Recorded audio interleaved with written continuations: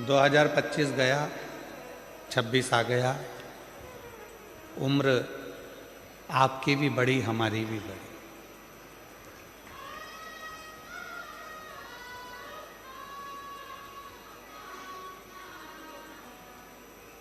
कोई 21 का था तो 22 का हो गया, कोई 25 का था तो 26 का हो गया, कोई 29 का था तो 30 का हो गया, कोई 50 का था तो 51 का हो गया।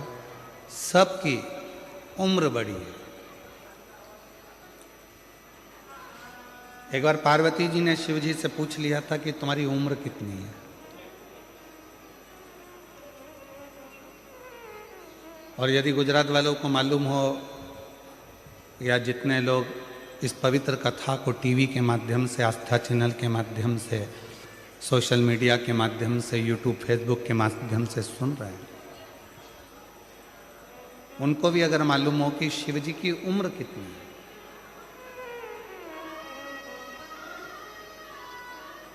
भगवान शंकर की अवस्था कितनी है,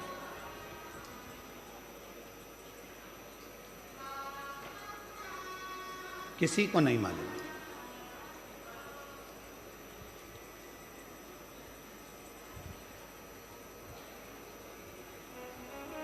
एक कोई अन्य व्यक्ति से पूछा जाए कि ये धर्म कब का है, या वो धर्म कब का है, या क्रिश्चियन धर्म कब का है, मुस्लिम धर्म कब का है, ये धर्म कब का है, वो धर्म कब का है, तो बताया जा सकता है कि ये धर्म इनका, और इसको धर्म नहीं, पंथ इनका ऐसे चालू है। पर कोई तुमसे पूछे कि हमारा सनातन धर्म कब का है, तो उसका कोई अंदाजा नहीं लगाया जा सकता। जब से पृथ्वी, अग्नि, आकाश, वायु, जल है, तब से ये सनातन धर्म निश्चित आनंद के साथ है। इसका कोई अंदाजा नहीं लगा सकते, इसको बोल भी नहीं सकते कि तुम्हारी उम्र कितनी है, सनातन धर्म की उम्र कितनी हो गई, कितने साल का हो गया, हमारा हिंदू धर्म, हमारा सनातन धर्म कितने वर्ष का हो गया, ये कोई नहीं बता सकता।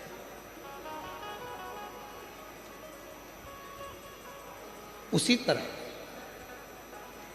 भगवान राम पृथ्वी पर आए तो हम कह सकते हैं कि इतने इतने वर्ष हुए, भगवान कृष्ण पृथ्वी पर आए तो हम कह सकते हैं कि इतने इतने वर्ष हुए, श्री हनुमान जी महाराज पृथ्वी पर आए तो हम कह सकते हैं कि इतने इतने वर्ष हुए।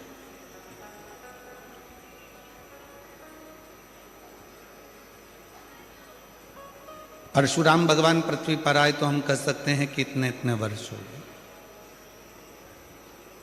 सारे देवताओं का बताया जा सकता है कि इतने वर्ष हुए हैं, पर भगवान देवादिदेव महादेव के लिए कोई पुराण, कोई शास्त्र, कोई वेद ये नहीं बता सकता कि शंकर भगवान कितने वर्ष पुराने हैं, या शिव जी की उम्र कितनी है, अवस्था कितनी है, ये शिव जी के लिए कोई नहीं बता सकता।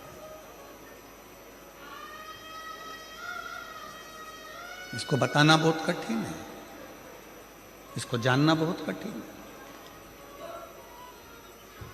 तो पार्वती जी ने शिव जी से एक प्रश्न किया,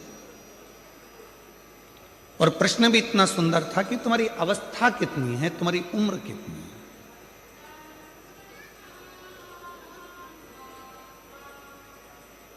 और यही प्रश्न एक बार और आया था कि एक संत भ्रमण करते करते एक शिष्य के घर पर पहुंच गए, और शिष्य के घर पर गए तो उनकी माताजी ने उनको प्रणाम करा, पुरुष ने उनको प्रणाम करा, बेटे ने प्रणाम करा, बहू ने प्रणाम करा, पोता पोती ने प्रणाम करा, सब ने प्रणाम किया। और संत ने भी पूछा, एक बहू से पूछा कि बेटा तुम बताओ कि तुम्हारी सास की उम्र कितनी है, तो कहा मेरे सास की उम्र लगभग अगर देखा जाए तो सास की उम्र तो 68 साल के करीब में हो गई। अच्छा, तुम्हारे ससुर की उम्र कितनी है, तो कहा ससुर की उम्र लगभग 45 साल के करीब में हो गई। सास कितने की है, जम के बोलो, 68 की। ससुर कितने का है, 45 का। फिर पूछा बेटा ये बताओ कि तुम्हारी उम्र कितनी है? कहा गुरुजी मैं 38 साल की हूं। अच्छा, पति की उम्र कितनी है? कहा गुरुजी बस कल ही पैदा हुए हैं, कल पैदा। गुस्सा आ गया सास को, मेरी बहू कितना झूठ बोलती है, खुद की उम्र सही बताई, बाकी की सबकी उम्र झूठ बताई। मेरा पति अगर 45 साल का होगा और मेरी उम्र 68 साल की होगी तो क्या शादी हुई होती? और पति अगर कल पैदा हुआ है तो इसकी शादी किसके साथ हुई? ये पक्की झूठ बोल रही है। इतने में तुरंत गुरुजी ने कहा, संत बोले माँ मैंने आपकी बहू से उम्र नहीं पूछी है, मैंने आपकी बहू से पूछा कि कौन कितने समय से भगवान शंकर की भक्ति में लगा है, मैंने ये पूछा। कोई 68 साल, कोई 45 साल, कोई 38 साल, और पति को रोज कहती थी कि शंकर जी के मंदिर में 1 लोटा जल चढ़ाने चलो, 1 लोटा जल डालने चलो। वो कल से जाना चालू करा है तो पति की उम्र भी बस कल से ही प्रारंभ हुई है। जिसने अपनी जिंदगी में जो अच्छा काम किया और जिस दिन से प्रारंभ किया, समझ लेना कि तुम्हारी असली उम्र उस दिन से प्रारंभ हो गई।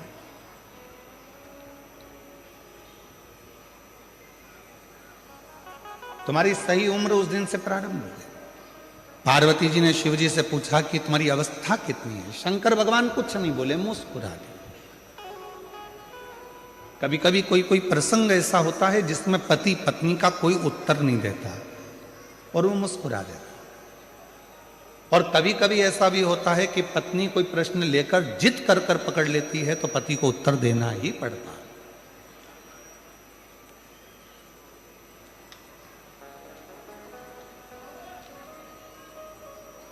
कभी कभी ऐसा भी होता।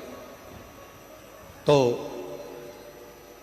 पार्वती जी ने हाथ जोड़कर कहा कि तुम्हारी अवस्था कितनी है, तुम्हारी उम्र कितनी है? शिव जी कुछ नहीं कहते, मुस्कुरा देते हैं, हंस देते हैं, पर शंकर भगवान कोई उत्तर नहीं देते।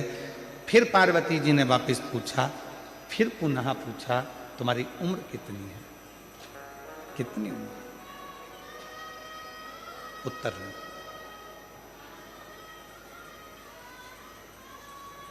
पार्वती जी बार बार शंकर भगवान से पूछ रही हैं तुम्हारी उम्र कितनी है, तुम्हारी अवस्था कितनी है, तुम्हारी उम्र कितनी है, तुम्हारी अवस्था कितनी है।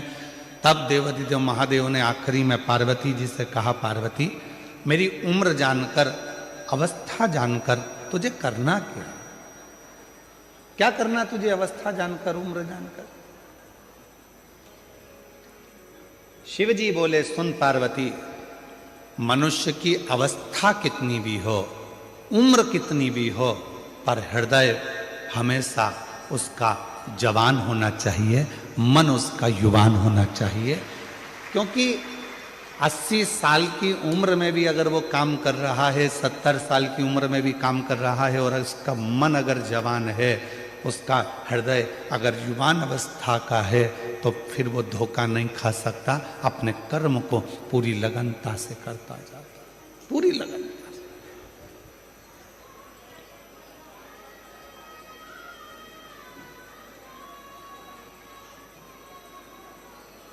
अब कोई आपसे पूछे, क्यों साहब भारत की भूमि का संचालन कर रहे माननीय प्रधानमंत्री जी की उम्र कितनी है? आप कहोगे 75 के हो, पर आज का नवयुवक लड़का जितनी बजे अपना कमरा नहीं छोड़ पाता, उससे पहले माननीय प्रधानमंत्री जी नरेंद्र भाई मोदी जी अपना भवन छोड़कर जनमानस के बीच में पहुंच जाते हैं। इसको कहते हैं अवस्था नहीं देखना, भीतर की युवानता देखना। इसको अवस्था नहीं देखते, इसको भीतर की युवानता देखते हैं, अपने भीतर, अपने हृदय, अपने मन की युवा अवस्था।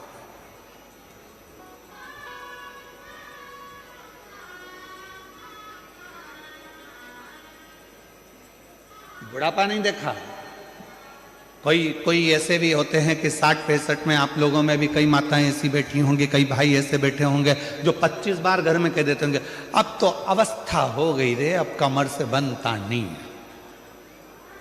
अब तो ये पाँव बहुत दुखे, हमारा घोड़ा बहुत बहुत दुखता है, अब ये पाँव, अब मुझसे चलते बनता नहीं। अब तुम 60 की, 65 की, 55 के, 50 के, कई कई बहुएं तो 40 साल की, 35 साल की, तो भी उनकी कहीं कमर दुख है, कहीं सिर दुख है, कहीं कोहनी दुख है, कहीं हाथ दुख है, कहीं नेत्र दुख है, दिन भर उनका कुछ ना कुछ दुखता रहता है। तो जरा विचार करिएगा महाराज, भीतर से वो अवस्था से बूढ़ी नहीं हो रही हैं, वो भीतर से बूढ़ी होती चली जा रही हैं। और शिव महापुराण की कथा कहती है, शंकर की कथा कहती है, शंकर भगवान कितने साल के हो गए, अवस्था कितनी हो गई, किसी को नहीं मालूम, परंतु शंकर भगवान के हृदय की तरुणाई, शिव जी के हृदय की युवान अवस्था कभी खत्म नहीं होती। वो लगनता से अपने कर्म के प्रति जागरूक बने रहते हैं।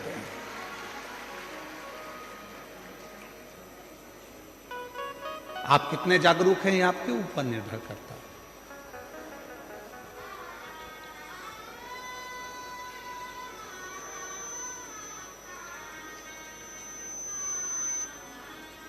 कोई 40 साल में ही पूरा बूढ़ा मान लेता है अपने आप को, कोई 50 साल में ही अपने आप को पूरा बूढ़ा मान लेता है, कोई 60 साल में अपने आप को बुजुर्ग मान लेता है, कोई 70 साल में आकर बुजुर्ग मान लेता है, और कोई कोई ऐसा भी है जो 80, 85, 90 में भी पहुंचने के बाद अपने आप को बूढ़ा नहीं मानता, अपने काम की लगनता में लगा रहता है और अपने हृदय को युवान अवस्था में रखता है।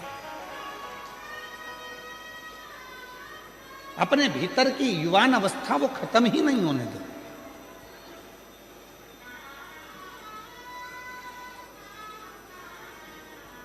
दो 2025 चले गया, 2026 आ गया और 26 की ये पहली कथा चालू हो गई।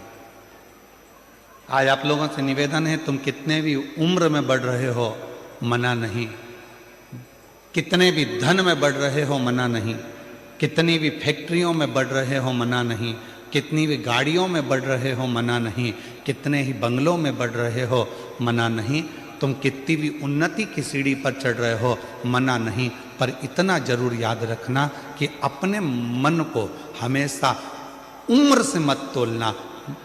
उम्र कितनी भी बढ़ जाए, बंगले कितने भी बढ़ जाए, गाड़ी कितनी भी बढ़ जाए, फैक्ट्री कितनी भी बढ़ जाए, गाड़ियां कितनी भी बढ़ जाए, पर मन को हमेशा युवान रखना, तरुण रखना, और जिस मन से आपको दुनिया का सारा कार्य करना, उस मन की तरुणाई को रखिए।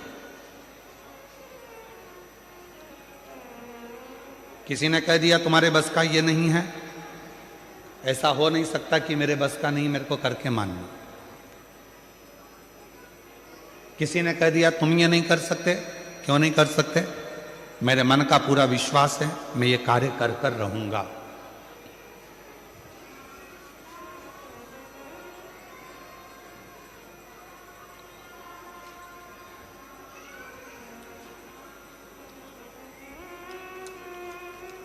मिश्रा जी,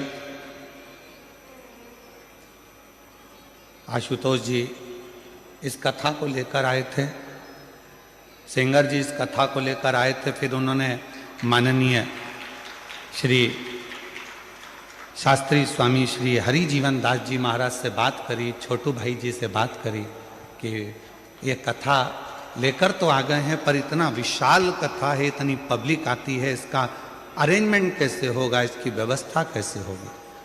मैं छोटू भाई जी आपको धन्यवाद देता हूँ। इन्होंने, मिश्रा जी हमको बता रहे थे, आपसे तो हमारा मिलना नहीं हुआ था, तो मिश्रा जी कह रहे थे, सेंगर जी कह रहे थे कि छोटू भाई जी ने एकदम कह दिया चिंता मत करो, कथा लेकर आयो ना, कथा तो सूरत में होगी और ऐसी होगी कि खूब आनंद से शिव भक्त सुनते रहे। ये विश्वास।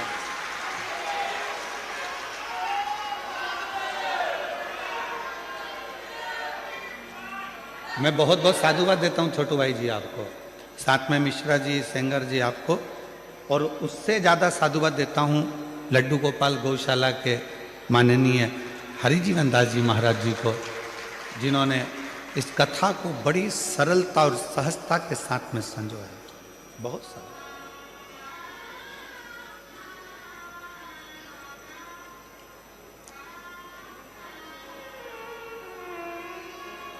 अपने भीतर की तरुणाई को समाप्त मत होने दो। दुनिया में ऐसा कोई कार्य नहीं है जो आप नहीं कर सकते। दुनिया में ऐसी कोई कुर्सी नहीं है जहां आप बैठ नहीं सकते। दुनिया में ऐसा कोई काम नहीं जो आपसे नहीं हो सकता। बस अपने भीतर की तरुणाई को जब आपने जागृत रखा है तो वो तरुणाई के साथ में आप आगे बढ़ेंगे तो अपने जीवन में सारी उलझनों को मिटाते हुए आगे बढ़ते बढ़ते अपनी मंजिल तक पहुंच ही जाओ, पहुंचो।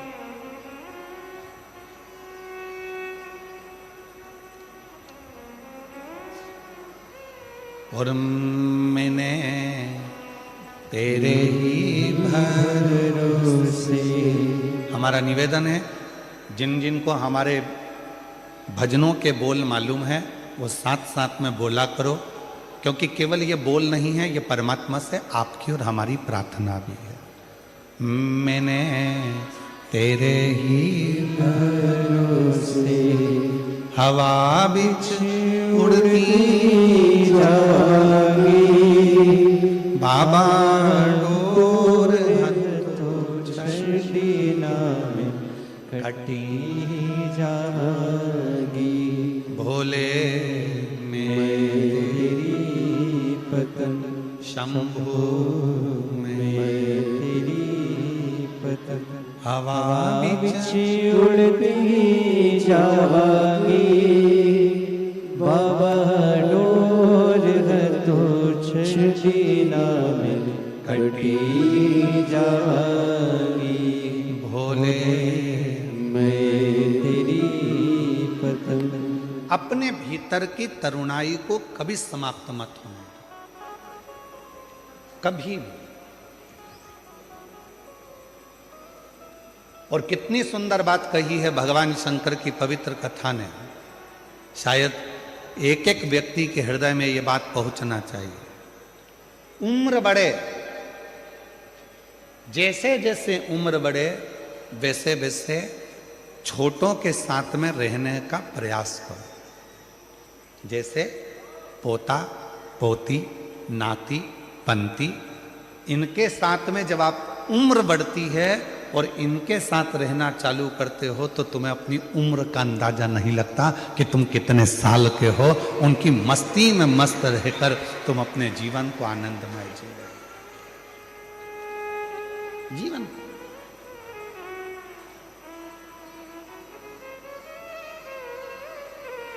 भगवान शिव जी से पूछा, भगवान देवादिदेव महादेव 33 कोटि देवता में केवल एक देवादिदेव महादेव ऐसे हैं जिनकी बहुएं भी आईं, जिनके नाती पंती भी हुए। देवादिदेव महादेव ऐसे हैं, 33 कोटि देवता में केवल एक शंकर भगवान ऐसे हैं। किसी देवता ने अपनी लड़की का कन्यादान नहीं करा, पर 33 कोटि देवता में केवल देवादिदेव महादेव ऐसे हैं जिन्होंने अपनी बेटी का कन्यादान भी करा, अशोक सुंदरी। 33 कोटि देवताओं में एक देवता भगवान देवादिदेव महादेव ऐसे हैं जो कन्यादान भी करे हैं, जिनके घर में बहुएं भी आई हैं, रिद्धि सिद्धि भी आई है, जिनके घर में शुभ लाभ पोते भी आए हैं, फिर पर पोते आमोद और प्रमोद भी आए हैं। शंकर भगवान के पोते तो आए शुभ लाभ, साथ में अमोद और प्रमोद भी आए, उनके पर पोते भी आए। केवल शिव तो पार्वती जी से शिव जी ने कहा कि मेरे मन की युवानता का एक कारण और है कि मैं भीतर से बूढ़ा नहीं हुआ, मैं भीतर से बूढ़ा कभी नहीं हुआ।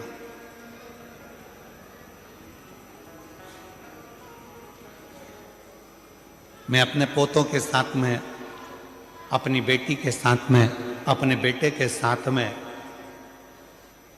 बैठता हूं, मिलता हूं, बातें करता हूं।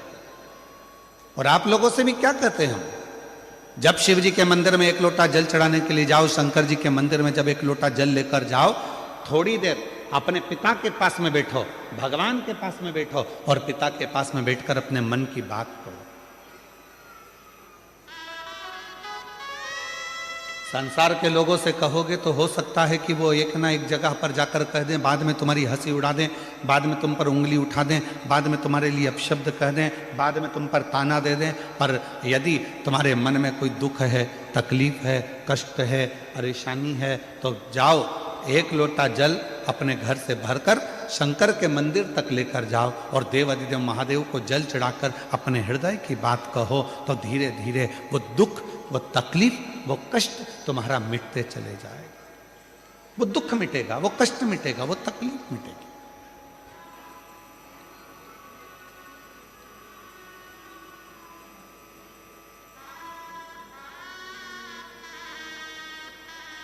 और शंभु शरणे पड़ी मांगू घड़ी घड़ी दुख काटो दया करीने दर्शन आपो।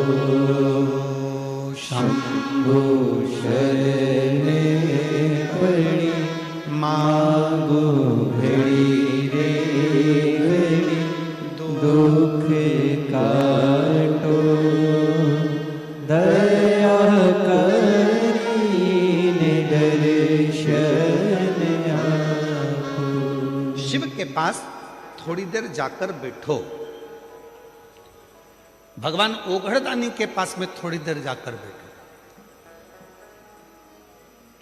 कुछ मन की बात देवाधिदेव महादेव से कहो। सुनेंगे शिव? क्यों नहीं। शंकर भगवान को लोग पशुपति नाथ कहते हैं।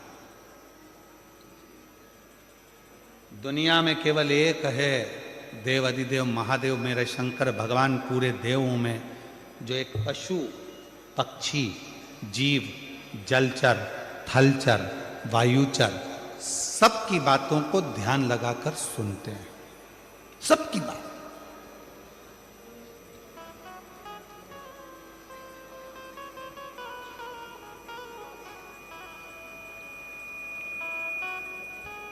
और मेरे ओघड़दानी, मेरे शंकर भगवान जब सबकी बातों को ध्यान लगाकर सुनते हैं तो उनके उस बोले हुए वचन को पूर्ण भी करते हैं।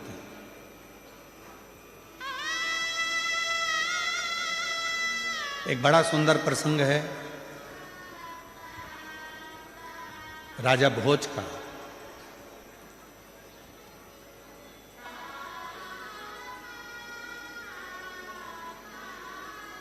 भगवान शंकर के परम भक्त थे राजा भोज, शिव के उपासक थे राजा भोज।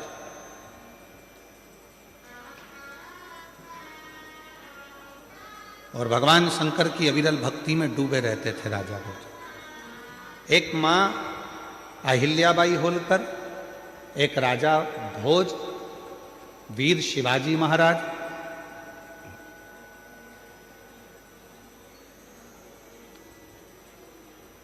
ऐसे शिव के भक्त थे जो भगवान शंकर की अविरल भक्ति में दिन रात डूबे रहते थे। दिन रात अपनी प्रजा का संचालन भी करते थे, अपनी प्रजा को देखते भी थे, पर साथ में शंकर जी की अविरल भक्ति को धारण भी करते थे। और मेरी जीजियों, मेरे जीजाओं, मेरी बेटियों, बेटाओं और मेरे बुजुर्ग माँ बापों से निवेदन है, मेरे माता पिता से निवेदन करूं, तुम दिन भर व्यस्त रहो, तुम अपने काम में डूबे रहो, अपनी फैक्ट्री में डूबे रहो, अपने दुकानों में डूबे रहो, अपने कार्य में, अपनी नौकरी में, अपने सब काम में डूबे रहो, मना नहीं है। पर निवेदन है 24 घंटे में से कम 24 मिनट भी ना निकले तो 24 सेकंड ऐसे निकालो जो भगवान शंकर के पास जाकर बैठकर अपने मन की बात कह सको और शिव जी आपके मन की बात की पूर्णता कर सके।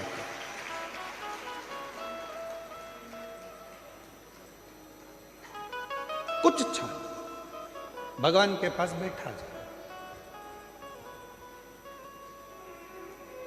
और जब हम उनके पास में बैठेंगे, अपने हृदय की बात कहेंगे, तो कुछ ना कुछ वो सुनेंगे। जरूर सुनिए।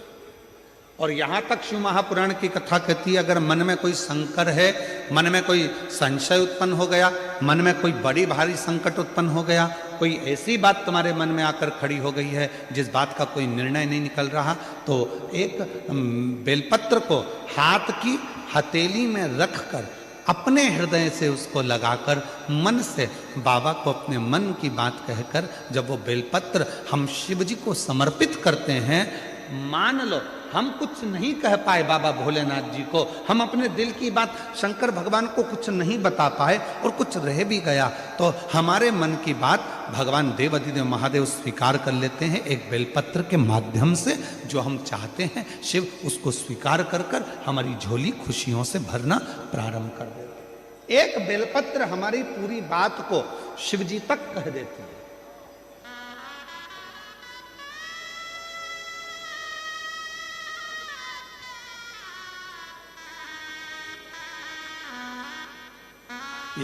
इसीलिए कहते हैं एक लोटा जल,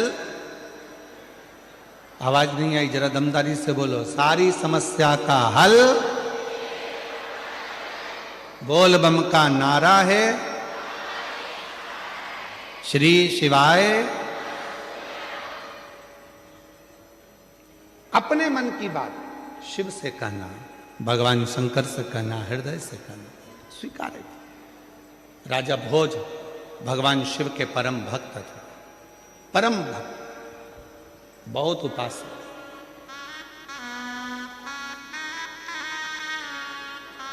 और शिव की अविरल भक्ति में दिन रात राजा भोज लगे रहते थे, भगवान शंकर की आराधना करा करते थे।